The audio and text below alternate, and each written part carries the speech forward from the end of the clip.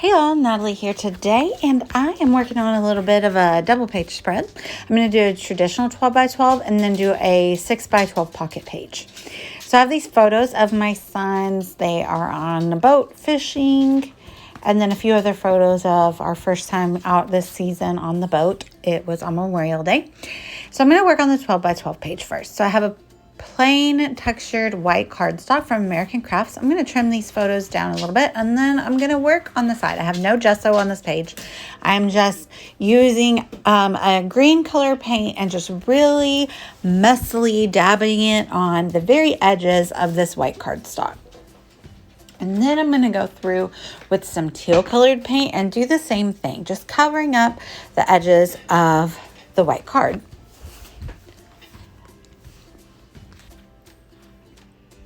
And then my plan is to use some navy blue acrylic paint through this stencil. This is by Wild Whisper. It's one of my favorite stencils, this with all of these squares.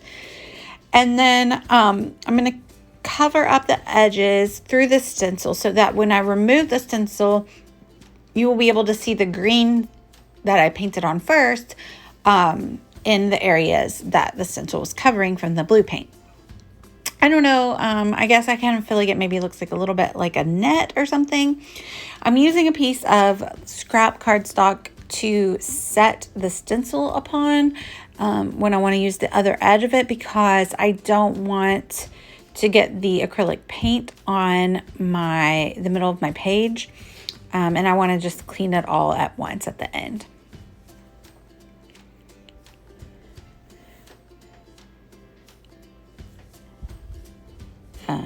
That one wasn't as dark, I think, because I already had a little bit of water on the brush from sticking the brush in the water.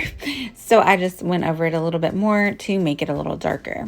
So I do this all around all of the edges of this white cardstock, and I'm really happy with the result. Just kind of like a messy little mixed media, only on the edges, right? So there you can see the dried product. It didn't take very long to dry. Acrylic paint dries really quickly. So now I'm thinking about the title, and I'm going to die cut some letters for the title. So I want to take some scrap white cardstock and I scrape on fossilized amber distress oxide because I'm going to use this paper once it dries to die cut the title. So that wood grain paper is from Paper House Productions, and then the two blue pattern papers are from the Lake Life collection by Fancy Pants Designs. So and that is a lot of the die cut ephemera that I'm using with this layout as well. So I just trimmed down the two blue pieces so that I kind of get a little bit of a stair step effect, and that's kind of the look I'm going for, what you see right there. So I'm going to back my photos with white cardstock, and I'm also going to rough up the edges of all of the papers because I like the texture that adds.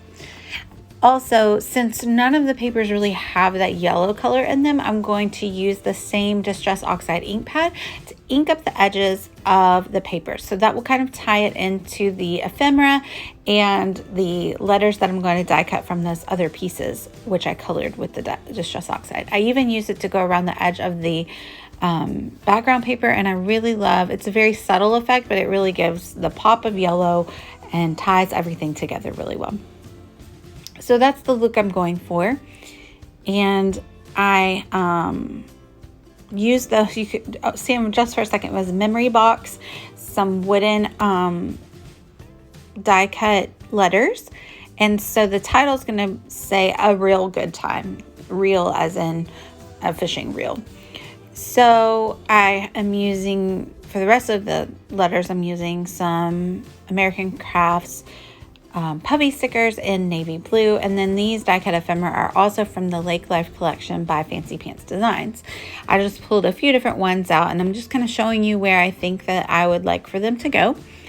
But before I stick them down, I am going to use the Big Mama foam tape roll from Spiegel Mom Scraps to pop all of the die cuts up off the page. Since I have so much texture from these pattern papers, and they kind of like rise up a little bit off the page themselves, I thought that it would be nice to add additional dimension by by sticking up all the die cuts. I use a really scientific process of eyeballing it to stick that down in the middle. And yeah, it works well for the process, for the things I need it for, right? So I'm going to stick down the photos, and I don't stick those up on foam, only the die cuts on top, because they're sitting on top of the dimensional papers already. But I am glad that I trimmed them down so they fit really nicely and don't overlap the edges of those papers, or you really wouldn't be able to see the papers very much. I love those alpha dies. I got those from Pink Fresh Studio. No, I did not get them from Pink Fresh. Sorry, I got those from a Cherry on Top. And I will throw my Cherry on Top affiliate link down below if you would like to go get those or anything else from the store. But I really love those memory box wood grain alphas. They're really fabulous when you cut them out of glitter paper. So you can see off screen, I use that big Mama foam roll to pop up the title as well as all of the die cuts. It was a little tedious, so I cut most of that out. I have the Go Fish up there at the top, and I had to cut it in half to go onto the fishing rod.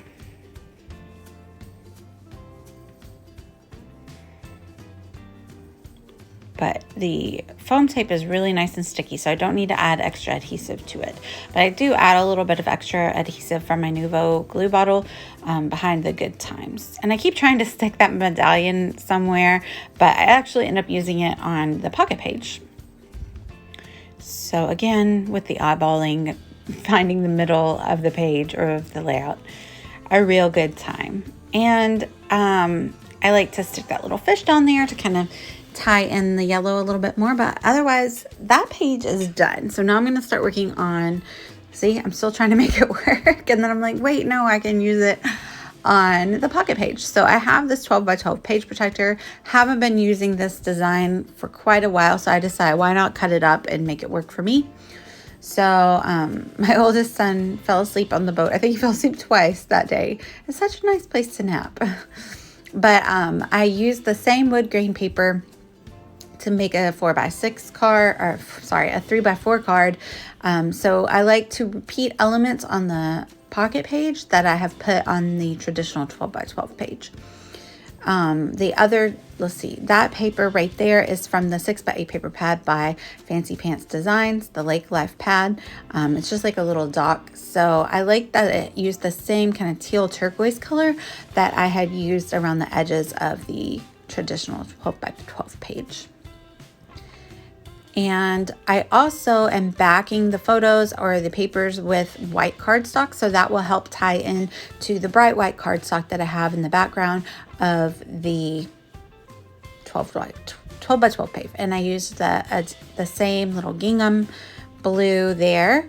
And when I initially lay these on there, I don't put them that way, but I end up putting the two photos of my sons in the same orientation that I have on the right. On the 12 by 12 page as well. So I'm using that same Distress Oxide cardstock that I used to cut out the title to stamp a little journaling block. The first stamp didn't work out so great, so I just stamped it again, and now I'm just kind of tying out this title before I do it on the good stamped image. But it says, "You Are My Sunshine," and I'm just gonna journal in that little box and cut it out. Those are Heidi Swap Stamp Society stamps. And I'm going to stick it on that wood grain paper under the little lake medallion. And you'll see me stick the lake medallion down here, and it will be a little crooked. Don't worry, after the photos, I realized it was crooked and I fixed it. But again, backing those with the white cardstock to give it that little pop of white that will mimic the look of the stark bright white over on the 12 by 12 page.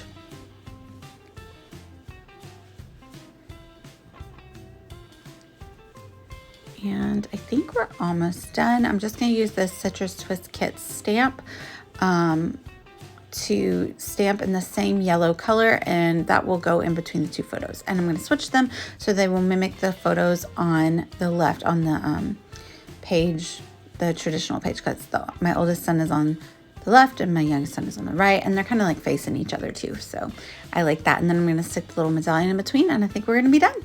So I'm going to put my affiliate links down below if you would like to go shop. And I thank you guys so much for watching. I would love it if you'd like and subscribe. Bye, y'all.